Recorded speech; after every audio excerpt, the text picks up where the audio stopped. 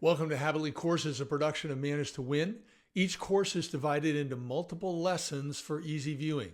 All are now completely free, so you can watch them on your own or work through them as a team. Please subscribe to this channel, leave a comment, and share your favorite lessons with others. Try to find something that helps you be your best. Hello, everyone. We're back. We are talking about managing client expectations on remote service calls. This is lesson 4. Lesson 1, we talked about the standards. Lesson 2, communication. Lesson 3, client perceptions, expectations, that type of thing. Now, let's dive in. Let's talk about real simple, real quick, how do we close tickets? Now, most of you should do these things already, all right? But when we talk about ticket management, the number one thing you've got to comprehend and appreciate is documenting tickets is billable time. The best practice, and it is doable, is to document work as you go. If you are documenting at the end of the day, you're making some minor mistakes. If you're documenting every few days, you're making more mistakes. If you're trying to document after a week or two of work, you're making a ton of mistakes. So if you struggle to do this, take my habit builder here. This is my idea, came up with it. Set a 2-hour alarm on your phone. When it goes off, document what you did during the prior 2 hours. That way you can just keep up. No headache, no, oh no, I got to document, no dread. Just do it. Build the habit. You need a better habit if this is a problem for you. You want to balance detail with brevity. I call this the Goldilocks method. Not too much detail, not too little detail, just enough.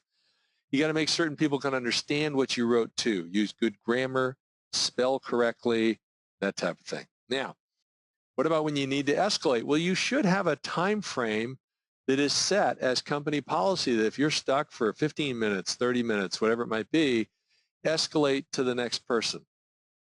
And so you just do that. If you need to update the client, you do that. And then that person will resolve it or escalate at another level. Keep the client informed throughout the process, okay?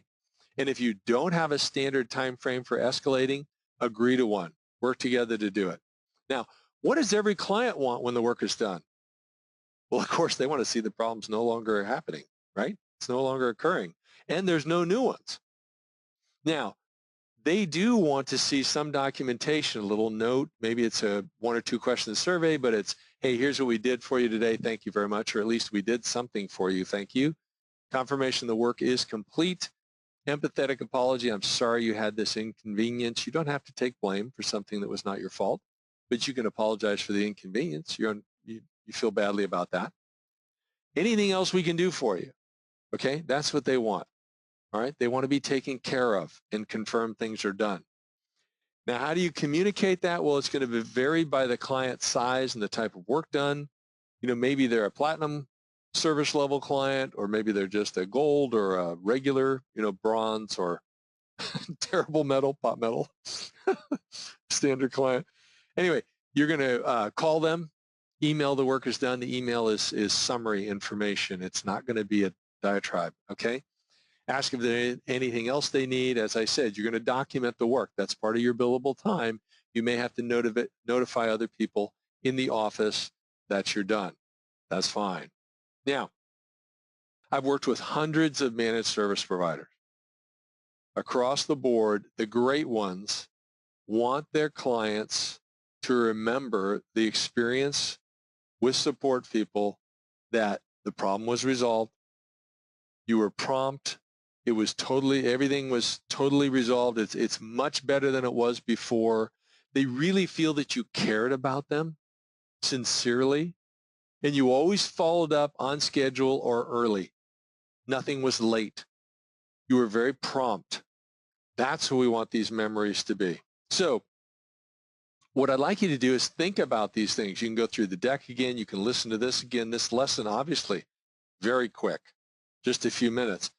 But if you do these things right, closing out the tickets, you're going to enjoy your work more, and your clients are going to love you. So talk about some recent tickets where maybe some of these areas you didn't do too well and there's room for improvement, or things you did really well How do you do that even better or extend that out throughout the team? Ask yourself these 5 questions at the end. Then take the exam for lesson 4 and then go through the scenarios and the games things that we have. In lesson 5, I'm going to narrate those next. So bye-bye for now, but I hope you found this helpful and look forward to our next lesson together.